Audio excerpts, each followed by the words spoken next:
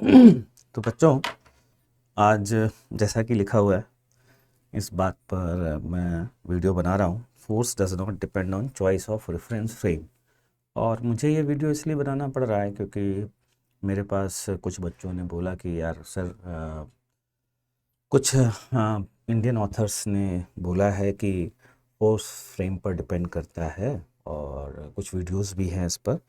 तो प्लीज़ आप क्लियर कर दें क्योंकि बहुत सारे बच्चे कंफ्यूज हैं। तो बच्चों, आज मैं मतलब विद लॉजिक आपको ये बताने जा रहा हूँ कि force does not depend on choice of reference frame. और सही मायने में देखा जाए तो बहुत ही वियर्ड बात है ये बोलना फोर्स फ्रेम पर डिपेंड करता है, वरना आप लॉरेंज फोर्स की डिस्कवरी को एक्सप्लेन ही नहीं कर पाएंगे कि आखिरकार लॉरेंज फोर्स इतना इम्पोर्टेंट फोर्स क्यों है, उसको आप बता ही नहीं पाएंगे। और बहुत सारी चीज़ें हैं, मतलब गैलीलियन ट्रांसफॉर्मेशन पूरा हिल जाएगा। फिलहाल समझिए कि पहली बात तो जो लोग कहते हैं कि फोर्स फ्रेम पर डिपेंड करता है, वो क्यों कहते हैं? वो कहते हैं कि फोर्स बराबर ma होता ही नहीं है। फोर्स प्लस स्यूडो फोर्स बराबर ma होता है, ठीक है। और स्यूडो फोर्स फ्रेम पर डिपेंड करता है। तो भैया, मेरा ये कहना है, सबसे पहले बच्चों आप सभी लोग जान लीजिए कि pseudo force is not a force. अगर स्यूडो फोर्स फोर्स होता तो इसका नाम स्यूडो क्यों होता? थोड़ा सा कॉमन सेंस से ये भी सोच लो, है ना। Basically Newton's laws of motion non inertial frame में वैलिड नहीं होता है, इसलिए उस इक्वेशन को, अगर हम उस सेम मैथमेटिकल इक्वेशन को हम नॉन इनर्शियल फ्रेम में यूज करना चाहते हैं, जबरदस्ती नहीं है, आप मत यूज करिए, आप ग्राउंड फ्रेम में सारे काम करिए, कोई जबरदस्ती नहीं है। आप इनर्शियल फ्रेम में सारे काम करिए, ठीक है। तो स्यूडो फोर्स आपको नॉन इनर्शियल फ्रेम में अप्लाई करना पड़ेगा। Pseudo force is a factor, mathematical factor which is not a force, that's why it is called pseudo. The pseudo word is, Hindi में इसका क्या मतलब है? आभासी, ठीक। आभासी मतलब जो एक्चुअल में नहीं होता हो, मतलब इमेजिनरी फोर्स, ठीक है जी। अब बात आती है कि आखिरकार फोर्स फ्रेम पर डिपेंड क्यों नहीं करता है। भाई, फोर्स जो है ना, हमेशा फोर्स की डेफिनेशन ही एक्चुअल कोई पूछता है तो definition of force is the it is the only interaction between the two bodies, ठीक।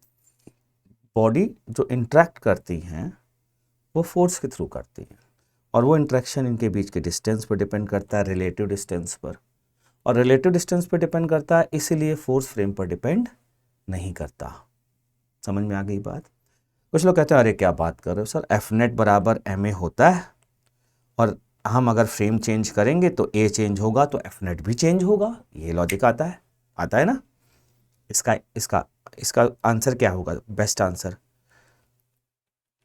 दिस, आप ये बोलेंगे किसने कहा ये इक्वेशन सही है?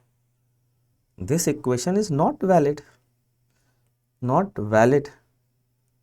In every frame. Her frame में ये इक्वेशन वैलिड नहीं है, ठीक है। तो आप ये बात बोलेंगे ही नहीं कि अगर ए चेंज होगा तो एफ नेट चेंज होना जरूरी है। आप ये कहेंगे कि नहीं भाई, कोई जरूरी नहीं है, ए चेंज हो तो एफ नेट चेंज हो, है ना जी। इस कारण से हम ये कहेंगे कि दो पार्टिकल के बीच की रिलेटिव डिस्टेंस पर डिपेंड करता है। अब मैं आपको इसका एक बढ़िया किताब है, क्लैपनर, आप सबने नाम सुना होगा, उसका एक पेज आपको दिखाने जा रहा हूँ, और उसने क्या लिखा है इसके बारे में वो आपको पढ़ाने जा रहा हूँ, ठीक है।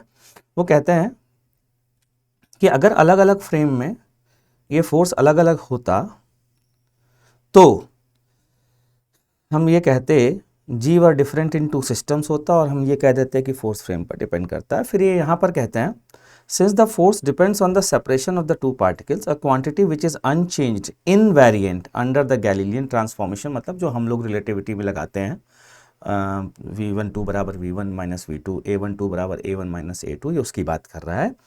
In Newtonian physics all forces are due to interaction between particles interaction which depends on the relative coordinates of the particles, consequently they are invariant. Invariant का मतलब क्या था? Unchanged under the Galilean transformation. That means अगर आप frame change करते हो तो forces frame पर डिपेंड नहीं करते।